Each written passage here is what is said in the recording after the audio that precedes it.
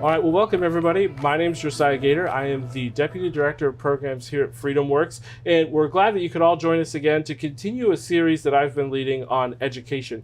We're joined this week by Representative John Carson from Georgia to talk about education. Welcome. Thank you very much. Great to be here. Thank you. Yeah, well, I just want to start off strong and say, you have your pulse, obviously being a legislator in Georgia, on what people are talking about. So when it comes to education as a whole, what are people most concerned about in Georgia?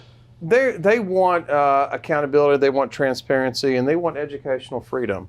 Just I will say, I grew up in Atlanta.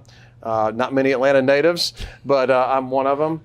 I went through 18 years of public education in Georgia, all the way through DeKalb County schools. Got my undergraduate at Georgia State University, my master's at Kennesaw. Public education is key. But having said that, what I have seen and what I just feel with going on in our community, people are concerned about what's going on in our public schools. They support our public schools, they support our teachers, but at the same time, they want accountability, they want transparency, and ultimately they're looking for choice. And that choice might be for the public school, but it may not be. Yeah, what's interesting that you say that, because I was maybe a little bit of the inverse. I was homeschooled until I was my junior in high school. Then I went to a public school and happened to thrive in that environment, went to college, ended up teaching for a couple of years. So it's great that you say it's a process of addition, not subtraction. You did well in public school, I did well in homeschool, then public school. So if you want your public school, great, but we're trying to add more options. Now, you said accountability, you said transparency. One thing that we've seen recently is people maybe who are backing the unions or aren't supporting choice are saying things along the lines of the customer for education is not the parents, is not the student, it's society. And while that seems eminently true, the argument is used to say, well, we shouldn't be passing legislation that broadens parents' rights. What would you say to that? It's kind of a new argument that we've heard. I think that's a protection of the establishment. When you have an airline industry, that doesn't protect, the society. It's there for the passengers. If you have a food industry, it's not there for society. It's there for consumers who need to be fed and so forth. And the same thing is with education. The education is there for the education and betterment of the child, period. It is not supposed to be anything else. I really think in regard to, if we can focus all of our efforts in regard to what is the betterment for the child, not any kind of bureaucracy, and not any particular job, but in regard to what is the best for the child. And that is absolutely for a loving family. It is absolutely for an involved and empowered teacher, as well as an engaged community.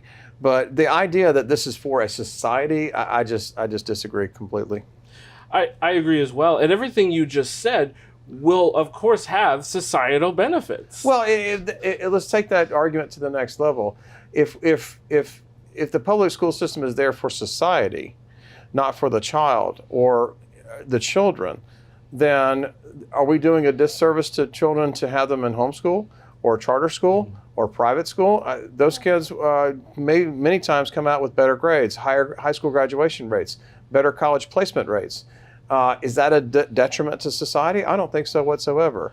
I think the public education system is absolutely necessary, but I think parents are they need choice, and I believe in it. But I think what we're seeing as we're coming out of this pandemic, I hope we're coming out of the pandemic. Oh my goodness, me too. As we're coming out of the pandemic and we see what it's not the Democrat side or Republican side, it's an ideological left in regard to various things and showing our kids and so forth without maybe parents' knowledge. What I think parents are asking for, they're demanding, Josiah, they are demanding transparency, they're demanding accountability, and they're demanding choice and freedom.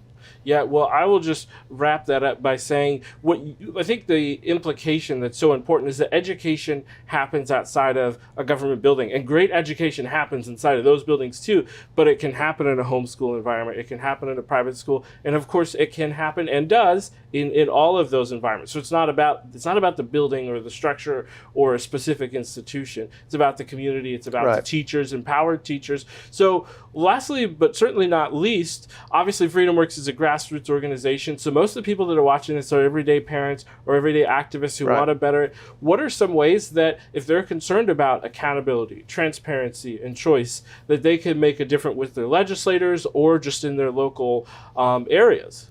I would say if there's any movement, Josiah, that is represented in the polling, but not in our state capitals, not at our school boards and so forth, it is the whole issue of school choice. I think there is a complete, it's unfortunate, but I'll just be honest with you, there is a real disparity. There's a real disparity between what the public, really the parents want for their children, and what is being represented all across the country. You take a look at what's going on with various school boards and what they're allowing the children to see and so forth. You take a look at the lack of adequate school choice options and so forth. The parents are demanding this. They're screaming for this. You've seen all the mandates that various school boards are handing down, and some are very well thought out. Others maybe not so. Many are trying to protect the child. But I just am a firm believer of the free market, and that includes education.